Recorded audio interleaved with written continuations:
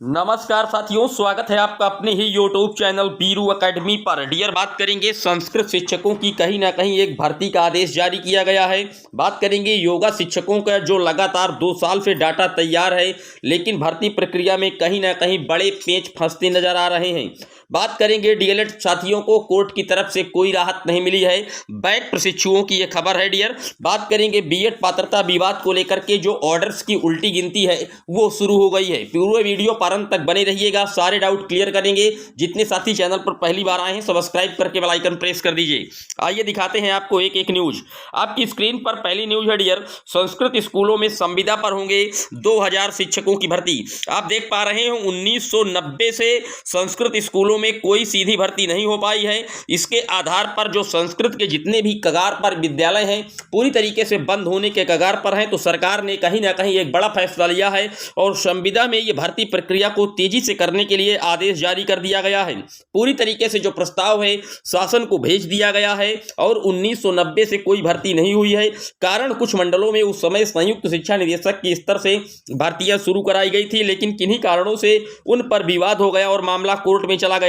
उसके बाद से शिक्षकों की भर्तियां लंबित हैं। नई भर्तियां न होने से तमाम स्कूल शिक्षक के अभाव में बंदी की कगार पर हैं और जो 440 शिक्षकों की संविदा का इनका नवीनीकरण भी होना है। तो कहीं ना कहीं संस्कृत जो विद्यालयों में कहीं ना कहीं शिक्षकों के 2000 पदों की जो भर्ती का आश्वासन है वो दिया गया है। बात कर लेते हैं अगली खबर की। तो अगली खबर है डियर, 5000 योगा शिक्षकों की भर्ती में अड़ंगा। आप देख पा रहे हैं 4512 एडेड इंटर कॉलेजों में और वर्तमान में 800 प्रदेश में इंटर कॉलेजों में कहीं ना कहीं जो योगा शिक्षकों की भर्ती है पूरी तरीके से रुकी हुई है।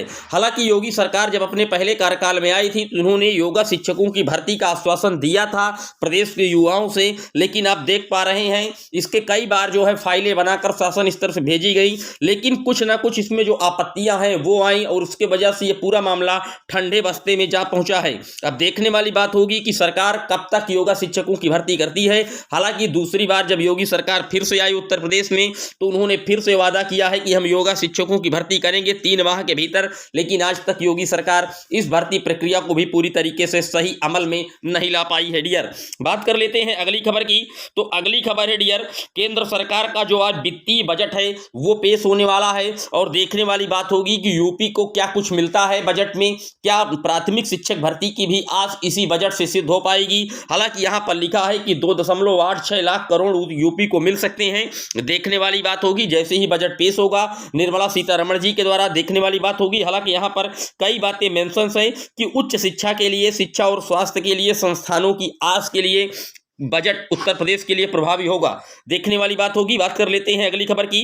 तो एलजी की निगरानी में सरकारी स्कूलों में 6112 शिक्षक नियुक्त हुए हैं। ये दिल्ली की खबर है डियर। केजरीवाल जहां मुख्यमंत्री हैं और वहां पर फिलहाल शिक्षकों की कमी के कारण हालात फिर भी फिलहाल खराब हैं। जैसा कि आप देख पा रहे हैं प्रत्येक राज्य में शिक्षक भर्ती की जो प्रक्रिया है वो पूरी तरीके से बाधित है और कहीं ना कहीं जो आप कह सकते हैं शिक्षकों की कमी है। पूरे प्रदेश की जो स्तर है वो बिल्कुल खस्ता हाल में जा रहा है। चाहे जिस स्टेट का आप हवाला देख लीजिए, चाहे बात करें उत्तर प्रदेश की, राजस्थान की, दिल्ली की, पश्चिम बंगाल की, सभी स्टेटों में कहीं ना कहीं जो शिक्षक भर्तियां हैं पूरी तरीके से लंबित हैं। उसके 2 रीजन्स और हैं। एक तो बीएड पात्रता विवाद का भी सबसे बड़ा इसमें रीजन है, क्योंकि जो जितने भी प्राथमिक शिक्षकों की जिस स्टेट में भर्तियां चल रही हैं कहीं ना कहीं जो सुप्रीम कोर्ट का आर्डर है उसका वेट हो रहा है, क्योंकि जब तक सुप्रीम कोर्ट का आर्डर नहीं आ जाएगा कि प्राथमिक पर किसका कब्जा होगा, सिर्फ बीएसटीसी बीटीसी का या बीएड का, ये भी एक अहम रोल रखता है। हालांकि आपको बता दें सुप्रीम कोर्ट का ऑर्डर है वो उसकी उल्टी गिनती शुरू हो गई है और फरवरी आज से स्टार्ट हुआ है। इसी फरवरी माह में कभी भी बीएड पात्रता विवाद का जो ऑर्डर है वो माननीय सुप्रीम कोर्ट के द्वारा रिलीज किया जा सकता है।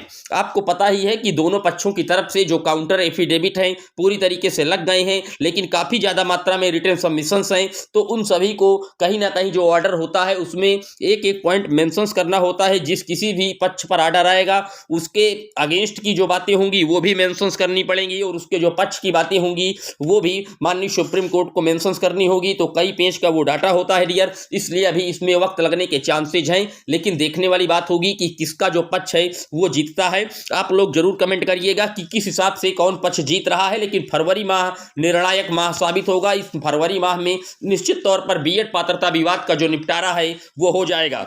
बात कर लेते हैं डीएलएड साथियों को जो कोर्ट से राहत नहीं मिली है। बता दें जिनका 3 बार बैक लग चुका है डीएलएड या बीटीसी में, चौथे अवसर की वो तलाश कर रहे हैं। कोर्ट में मामला चल रहा है, प्रत्यावेदन के आधार पर उनको चौथा मौका एससीईआरटी कार्यालय के द्वारा नहीं दिया गया है।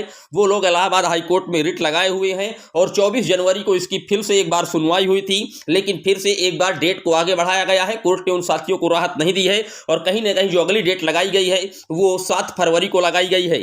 3 बार जिन सीसी साथियों को पिछली बार एससीईआरटी प्रत्यावेदन में पास भी किया गया था, उन सभी साथियों के भी रिजल्ट फिलहाल कोर्ट के आदेश के अनुसार पीएनपी कार्यालय के द्वारा रोके गए हैं। तो उन किसी साथियों का अभी तक कोई प्रमाण पत्र या रिजल्ट भी नहीं मिल पाया है जो चौथे प्रत्यावेदन के आधार पर एक बार बीटीसी या डीएलएड में पास हुए हैं। तो कोर्ट से उनके लिए एक बड़ी अपडेट है, 7 फरवरी फिर से नई डेट लगाई गई है।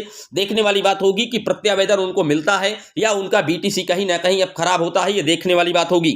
बीएड पात्रता विवाद को लेकर के आप क्या क्या कुछ कहना है पूरे वीडियो पर कमेंट जरूर करिएगा। आखिर किसका पक्ष किस हिसाब से जीत सकता है, आप अपनी राय जरूर कमेंट बॉक्स में मेंशन कीजिएगा।